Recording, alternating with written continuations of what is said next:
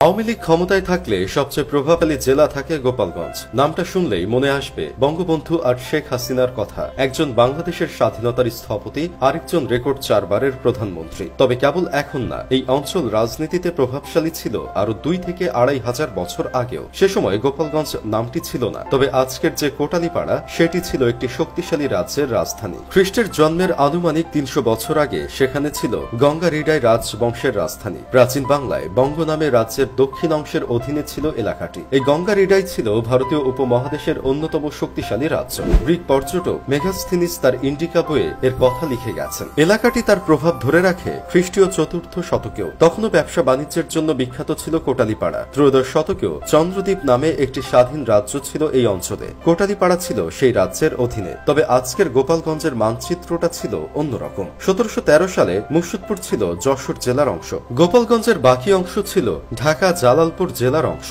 নানা ভাঙা গড়ার পর 1909 সালে গঠন হয় গোপালগঞ্জ মহকুমা। মুর্শিদপুর ও কোটালীপাড়া থানাও যুক্ত হয় এখানে। 1921 সালে গোপালগঞ্জকে শহরে উন্নীত করা হয়। 15 বছর পর মুর্শিদপুরকে ভেঙে করা হয় কাশিয়ানী থানা। স্বাধীনতার পর 1974 সালে গোপালগঞ্জ সদর থানাকে ভেঙে গঠন করা হয় টুঙ্গিপাড়া থানা। জেলা হিসেবে গোপালগঞ্জের যাত্রা শুরু 1984 সালের 1 ফেব্রুয়ারি। বর্তমানে উপজেলার সংখ্যা 5টি, এর মধ্যে 4টিতেই আছে পৌরসভা। ইউনিয়নের সংখ্যা 68টি।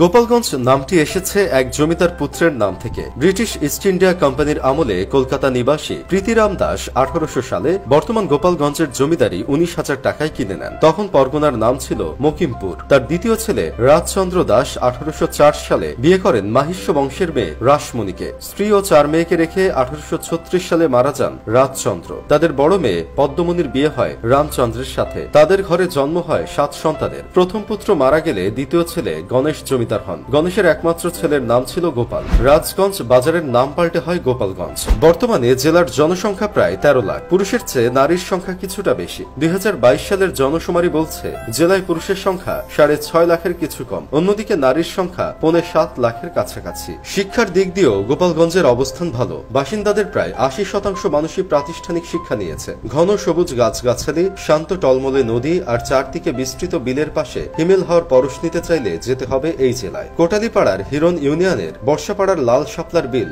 সৌন্দর্যের ডালি পেতে বসে আছে। আরো আছে হিরণ্যকান্দি গ্রামের শতবর্ষী আম গাছ। টুঙ্গিপাড়ায় বাগান বাড়িতে করা হয়েছে পাখির অভয়ারণ্য। কত ধরনের পাখি আছে এই দেশে সে বিষয়ে ধারণা পাওয়া যায় সেখানে। মুর্শিদপুরের উজানি ও বনগ্রাম জমিদার বাড়ি দাঁড়িয়ে আছে ইতিহাসের সাক্ষী হয়ে। সদর উপজেলার উলপুর গ্রামে 200 একর জমির উপর নির্মিত জমিদার বাড়িটি দেখলে চোখ ছানাবড়া হয়ে যাবে। বাংলা সাহিত্যের অন্যতম শ্রেষ্ঠ রোমান্টিক কবি সুকান্ত ভট্টাচার্যের বাড়িও আছে এখানে। কোটালীপাড়ার উনশিয়া গ্রামে এর অবস্থান। এই জেলার কাশিয়ানী উপজেলায় এপ্রিলের দ্বিতীয় সপ্তাহের শুরুতে হিন্দু সম্প্রদায়ের বৃহত্তম জমায়েত হয়। এর নাম ওড়াকান্দির মেলা। ভারত থেকেও ভক্তরা আসে এখানে। ইতিহাসের মোড় ঘুরিয়ে দেওয়া বহু মানুষের জন্ম হয়েছে এখানকার কাদা মাটিতে। শুরুতেই বলতে হয় বঙ্গবন্ধু শেখ মুজিবুর রহমানের কথা। 1920 সালের 17 মার্চ টুঙ্গিপাড়ায় জন্ম হয় বঙ্গবন্ধুর। বেড়ে ওঠা টুঙ্গিপাড়া ও গোপালগঞ্জ শহর মিলিয়ে। পরে কলকাতায় গিয়ে রাজনৈতিক জীবনের বিকাশ। বঙ্গবন্ধুর স্ত্রী শেখ ফজিলাতুন নেসার জন্ম টুঙ্গিপাড়াতেই। তিনি বাংলাদেশের প্রথম ফার্স্ট লেডি। 1975 সালের 15 আগস্ট তাকেও হত্যা করা হয়।